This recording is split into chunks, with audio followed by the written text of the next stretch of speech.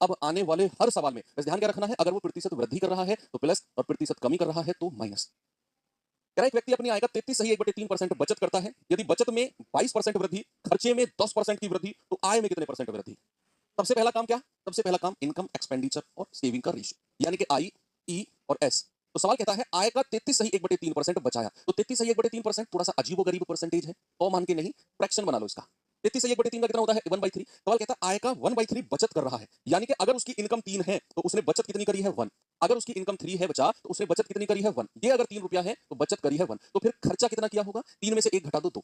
सबसे पहला काम आपका यही है, रेशियो बनाना। अब सवाल कहता है भैया बचत में 22% की वृद्धि, तो बचत के नीचे 22% लिख दो, और कह रहा है खर्चे में 10% की वृद्धि, इसके नीचे 10% लिख दो और मल्टीप्लाई कर दो। कितना आएगा? 10 दूनी 20 और 22 एकम 22।